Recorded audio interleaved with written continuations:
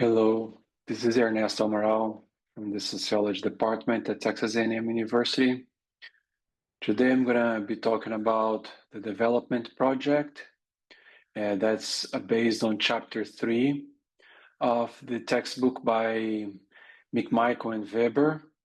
As I mentioned before, you should read Chapter 3 in the textbook to be able to answer and complete the quizzes related to this chapter, because some of the details available in the chapter I'm not going to cover here. Here in this lecture, I go a little bit beyond the chapter and I make some other discussions, and at the same time, I don't go into specific details on Chapter 3 that could be part of some of the questions of the quizzes. At the same time, this lecture here, either the lecture slides or the lecture video, are good for you to read and watch them before doing the perusal assignments. So this is the outline of the chapter, the development project. What were its main objectives and how were they realized? An international framework for national development, remake an international division of labor, the food aid regime, and remaking third world agricultures. So on the first topic, the development project emerged in the mid-20th century, and this project envisioned national economic growth as the path to modernity. This project aimed to transform colonial and agrarian societies into more industrialized economies. And the development project relied heavily on state-led planning and foreign assistance, as it is discussed throughout the whole chapter. And this project was related to national modernization. So national development emphasized economic growth through industrialization. Countries were encouraged to adopt Western-style models of progress based on the Western European countries' history and also in the US example. The project positioned the state as a central actor in steering development. Social change was assumed to follow economic modernization. So social change here would happen as a consequence of economic modernization as part of the development project. And in terms of the international framework that's discussed in the chapter, the post-World War II global order enabled international cooperation for national development. Bilateral and multilateral programs were created to aid development. And some of examples of those are institutions like the World Bank and International Monetary Fund, the IMF, which became central to this process. The United States played a dominant role in shaping development policy. And the Marshall Plan aimed to rebuild Western Europe after World War II. This US aid helped to reconstruct Europe's capitalist economy. The Marshall Plan reflected US efforts to prevent the spread of communism. So the Marshall Plan was a way for the US to push back against the communist influence in the European continent. The Marshall Plan provided $13 billion in economic support. It linked the European recovery with US markets. So it helped recover the European countries after World War II, and at the same time, it helped the development of US markets, the labor market. The Marshall Plan secured US geopolitical influence and stabilized capitalist democracy. This model of reconstruction influenced subsequent development projects all over the world. And related to that is the Bretton Woods system. The Bretton Woods Conference that happened in 1944 established new global financial institutions. Like I mentioned before, it created the World Bank and the International Monetary Fund. This system focused on currency stability and economic reconstruction. Bretton Woods institutions shaped post-war development and promoted global financial stability. So it promoted social change through this process of having the goal to promote currency stability and economic reconstruction. The US dollar became the global reserve currency. So it strengthened the US dominance all over the world. In terms of political strategies, development was shaped by Cold War and served geopolitical and economic interests. Foreign aid became a tool for securing alliances and markets. Newly independent states pursued development through international alliances. Development rhetoric about modernization often masked strategic interests, mostly anti-communist interests. It shifted focus from colonial control to economic integration. Foreign aid supported infrastructure, education, and industry in the Global South. So foreign aid was used as a political tool. Aid conditioned on political alignment and economic liberalization. So these institutions like the World Bank and the International Monetary Fund would provide aid to countries, and most in the Global South here, but would request that they align politically with the US, and also request that those countries implemented some neoliberal policies in their economy, with pro-market policies. Bilateral programs fostered dependency on donor nations and promoted their interests. So these programs made the Global South being dependent on donor nations, on Western European countries and the US, while promoting the US interest on those Global South countries. The foreign aid reinforced global hierarchies in development and often prioritized geopolitical over humanitarian goals. So it was much more related to the global north having power, political power over the global south, and not actually having humanitarian goals as the main priority. The non-aligned movement is important to emphasize it here. So the Bandung Conference in 1955 brought together post-colonial nations. These countries reject alignment with Cold War superpowers. The non-aligned movement sought development with an autonomy and solidarity. It emphasized South and South cooperation. So it was a way to push back this aim of the US to have geopolitical control over the Global South countries. Formed in 1964, the Group of 77 represented the interests of developing countries. So this is called the Group of 77. They called for a new international economic order, the NIEO. The G77 advocated fair trade, aid, and financial systems. They challenged the dominance of Western institutions in development. So you see again a pushback from this dependence on the more developed countries. The Group of Seven, G7, formed to coordinate economic policy among industrialized countries. So it actually emerged as a counterweight to calls for reform from the Global South. The G7 promoted neoliberalism, deregulation, and global integration.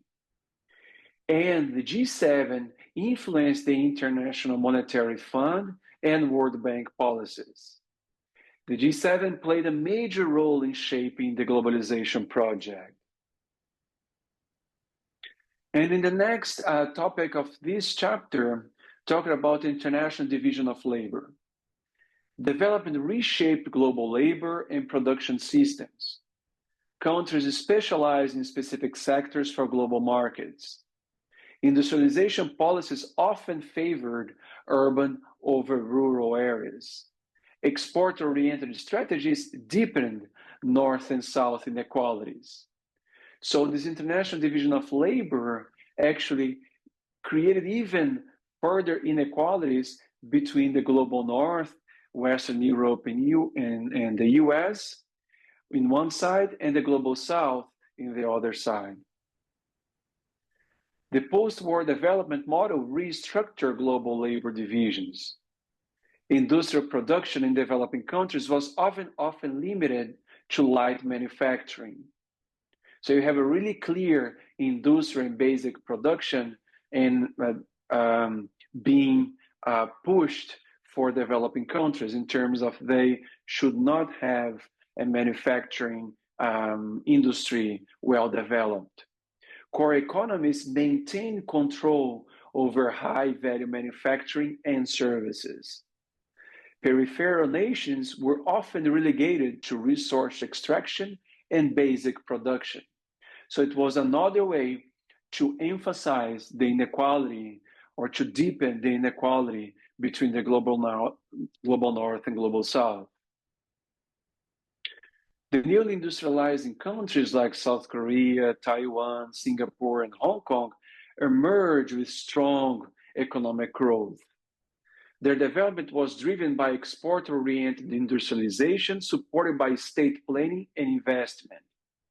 So they were the first ones to get out of this dependence for more developed countries, and they're called the newly industrialized countries, NICs, and exactly because they start to improve the development based on this export-oriented industrialization. They relied on global markets while maintaining local controls with a strong state planning and investment. Their success reinforced the idea that the global south industrialization could be achieved through integration into global markets. So they were used actually as an example by Western Europe and the US and say, hey, if your countries in the global south, you integrate with our markets, you will also experience industrialization and development. But we see some contradiction these newly industrialized countries. The NICs challenge traditional core periphery relationships in the global economy, and they depended on cheap labor and favorable trade conditions to remain competitive. So what are the contradictions then? This model often resulted in labor exploitation, environmental degradation, and vulnerability to global market fluctuations. Despite economic growth, NICs struggled with inequality and reliance on foreign capital and technology.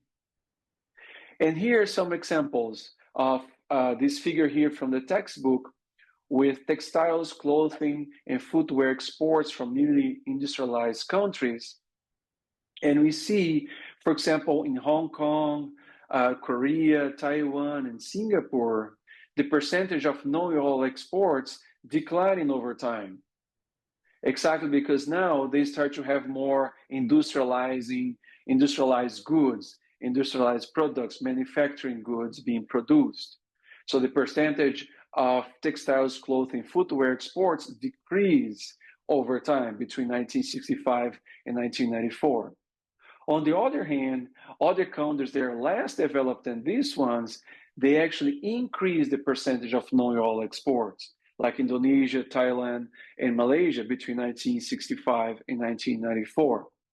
So although these countries improve their industrial production, other developing countries, they still are not there. And the percentage of textiles, clothing, and footwear exports actually increase over time. In terms of tensions in global reordering, NICs competed with developed nations in manufacturing. This shift created new economic dependencies and rivalries. Labor exploitation and environmental costs were widespread in those countries. Challenges arose for poorer nations left behind in these global reorderings. In terms of labor for export production, NICs leverage cheap labor to attract foreign investment. So although they were improving their industry, their production in industry, they still have some issues like cheap labor and a great portion of their population not benefiting from those improvements. Exporting processing zones, the EPZs, were established to promote manufacturing exports. Workers, especially women, were drawn into low-wage factory jobs. This model prioritized growth over labor rights and protections. So you create all these inequalities in the NIC countries. While they are improving overall their economic growth, you still have a lot of inequality in terms of labor and a lot of inequality by gender as well. And multinational corporations, the MNCs, they restructure production across borders. Global supply chains connected raw materials, labor, and market. The newly industrialized countries became integral to production networks serving core markets. Production was fragmented to minimize costs and maximize profits. So you have all these global supply chains connecting all these different raw materials, labors, and markets. So that was a process that happened during the development project. So what were some challenges faced by the newly industrialized countries? They had dependence on global markets, created vulnerability to demand shocks. So they depended so much on global market that they were really vulnerable to some shocks that happen in the world. So if specific countries, more developed countries, did not demand as much production, then they would face issues because they would not have places to sell their goods. Environmental degradation and labor exploitation were widespread. Uneven development persisted within NICs, especially rural-urban divides. So a lot of inequality between rural and urban areas of newly industrialized countries. External debt and structural dependence remain obstacles. And what was the role of the state in NICs? States often directed credit and investment to strategic sectors. Industrial policy was used to guide development and promote exports. Protectionist measures shielded nascent industries from competition. And also public-private partnerships were common in industrial expansion. So you have a really strong role of the state to protect the markets of these newly industrialized countries. And newly industrialized growth did not eliminate global inequalities. So the global economy remained stratified between core and periphery. NICs occupied a semi-peripheral position with limited influence. Export-oriented growth deepened dependencies on core economies. So what are some of the limits of the NIC model? The model was not easily replicable across all developing nations. Only some of them benefited. Success required strong state capacity and favorable global conditions, like we would not experience those demand shocks that I mentioned before. Some countries fell into the middle income trap. NIC strategies often undermine long-term sustainability. So some of these countries would increase their industrial production, but at the same time, they still had a lot of inequality among different groups in their societies and between rural and urban areas, for example. So they would not be able to go to the top of the ladder in terms of the countries, more developed countries. They would still be in the middle of the ranking of the countries in terms of development. Globalization reshaped employment patterns in NICs, so shifting labor markets. Traditional agrarian livelihoods declined as urban factories expanded. Precarious and informal labor became more common. Labor migration intensified both within and across borders. So you had labor migration, both from rural to urban areas, internal migration within borders, and also across countries, international migration, people moving from one country to the other because of all these shifts in globalization that was reshaping employment patterns. So a little bit of a summary about the newly industrialized countries. They showcase the potential and limits of industrial development. They were both products and challengers of the post-war order. Their rise highlighted the complexities of global integration. NICs played a central role in remaking global labor hierarchies. And the next topic of this chapter, the food aid regime. The food aid regime emerged post-World War II as a mechanism to dispose of agricultural surpluses in the United States. It was used to stabilize domestic farm prices and gain geopolitical influence in other countries. Food aid was framed as a humanitarian act, but it also served strategic, political, and economic goals. So it was not a humanitarian goal. It was also a geopolitical and economic goal behind this food aid of the US to other countries. The Public Law 480 program, or PL 480, also known as the Food for Peace program, began in 1954. Its purpose was to dispose of US agricultural surpluses while supporting foreign policy goals. Food aid was sold at concessional prices or donated to developing countries. The program created new markets for US agriculture and extended political influence of the US. Food aid became a tool to support industrial development and reduce urban food costs. So all that influenced social changes, both in the US and in the other countries, because it was also a way to support agricultural production in the US and extended political influence in these other countries, influencing any change that they were passing through. So what were some of the consequences of the PL 480? The PL 480 undermined local agriculture production in recipient countries. So it discouraged investment in domestic agriculture, increasing food import dependency from the US. So agriculture in the sending countries and developing countries were actually hurt because of that, local agricultural production. Urban populations grew reliant on cheap imported grains, particularly wheat.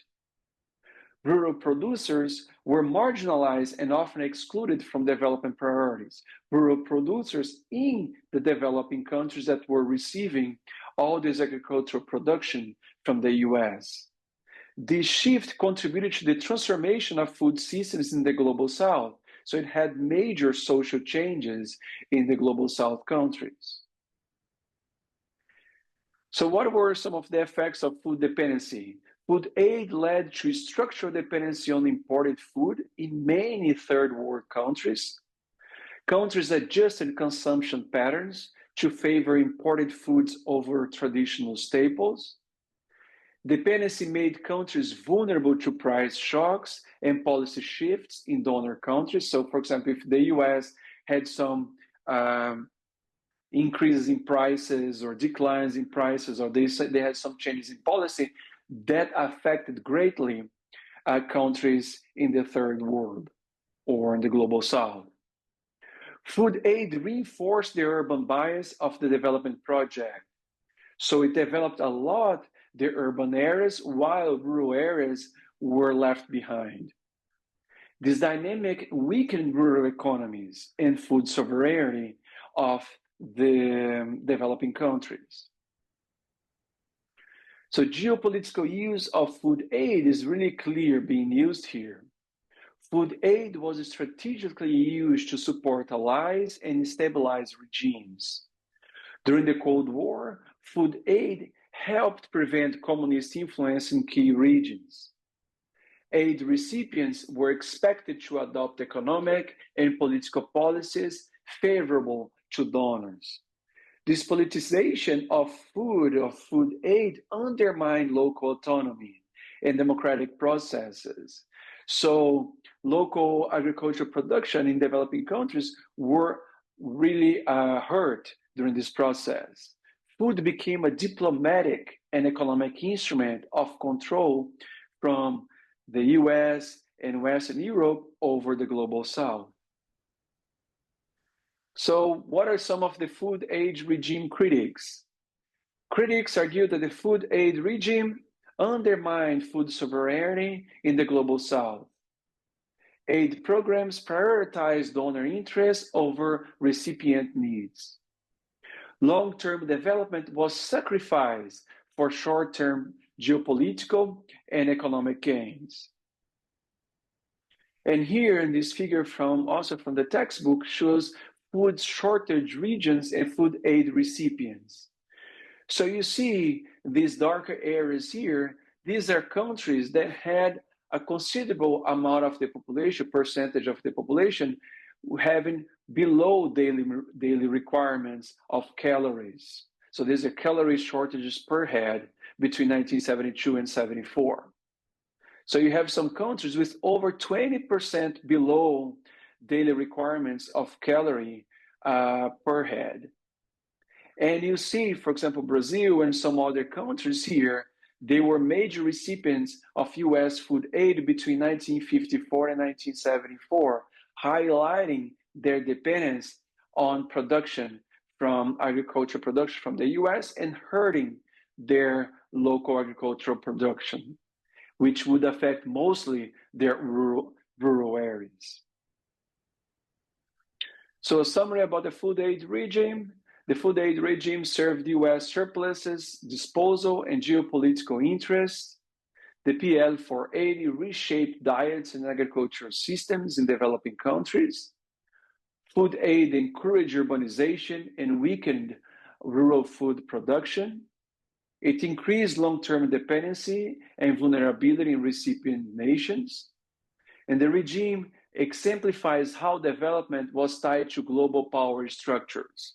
So all these interests of the US, for example, it shaped social change a lot in developing countries. And the other topic of this chapter is about third world agricultures. The development project sought to modernize and integrate third world economies into global markets. It relied on agricultural transformation, industrialization, and integration into global trade structures. While it achieved certain economic goals, it also generated dependency, inequality, and resistance. The project's legacy informs ongoing debates about sustainable and inclusive development. The Green Revolution introduced high-yield crop varieties, synthetic fertilizers, and pesticides. It aimed to increase food production and reduce hunger, particularly in the global South. While it raised agricultural output, we were able to produce more. It also increased reliance on chemical inputs and irrigation. It prioritized crops like wheat and rice, sidelining traditional and diverse food systems, again, hurting local agricultural productions in the global South. Some of the critics about the Green Revolution.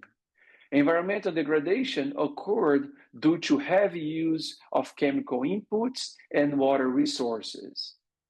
It favored wealthier farmers who could afford the inputs, exacerbating rural inequality. So you also have a lot of rural inequality in the global South, with the agro-businesses gaining a lot in terms of resources, economic resources, while local farmers were hurt a lot because they could not afford these inputs, these chemical inputs and water resources, and that increased inequality within rural areas in the global South. Peasant movements emerge in response to displacement and ecological harm. So you have some pushback against this process. The focus on export-oriented monocultures ignored local food security and ecological balance. Development policies often marginalize rural populations and smallholder agriculture. So you have an anti-rural biases here. Urban and industrial sectors received more support and infrastructure investment. Rural communities faced land dispossession, labor displacement, and limited services. These policies reflected a modernist bias towards urbanization and industrialization. So you have inequality between the global south and global north, inequality within countries in the global south, urban areas having a better development than rural areas, and within rural areas you also have inequalities. Local farmers, they not gain anything in comparison to agribusinesses. So you have inequality between global north, global south, inequality within the global south between rural and urban areas, and inequality within rural areas of the global south. So you create all these changes, the social changes in these countries related to this development process. And you have a lot of peasant struggles that goes on in this process that emphasizes inequality. Peasants organize to defend land rights, livelihoods, and cultural autonomy. Movements challenged top-down development models and demanded alternative approaches. Resistance of these movements highlighted the social cause of agricultural modernization and land concentration. Peasant agency was crucial in shaping debates around rural development and food sovereignty. So rural resistance took many forms, including protests, land occupations, and formation of cooperatives. Development strategies often ignore the knowledge and contributions of rural populations. This exclusion contributed to inequality and rural poverty in many regions, in many countries. These struggles highlighted tensions between modernization efforts and local autonomy. In terms of agroecology and food sovereignty, agroecology promotes sustainable, diversified farming rooted in ecological principles. Food sovereignty emphasizes local control over food systems and production. So you try to have this pushback against this development project that was creating all these inequalities, trying to push for this agroecology and food sovereignty.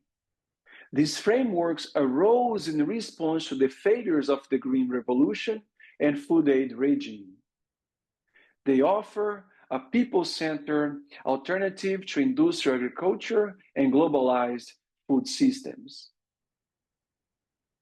Cool. So here, a summary of this chapter. Post-war development promoted modernization in newly independent nations. Industrialization and global market integration were central strategies. Institutions like the World Bank and the International Monetary Fund shaped national policies. The project reinforced global inequalities and economic dependency, and also a lot of inequalities within the global south. Resistance and critique of the development project laid the groundwork for alternative visions. And some questions for reflections that might be helpful for you to complete the perusal assignments. How did Cold War politics influence the development project's goals and methods? How did international institutions shape national development agendas? In what ways did the development project alter agriculture and rural life? What forms did the resistance to the development project take, and what did they achieve? What lessons can we draw from the development project's successes and failures? And here are some selected websites that are listed at the end of the chapter. The link to the consultative group on International Agriculture Research, the CGIAR, Food and Agriculture Organization, FAO of the United Nations, the International Monetary Fund, IMF, the South Central, the United Nations Conference on Trade and Development, and a link to the World Bank as well. So thank you. It was another lecture of our social change class. Thank you very much for your attention.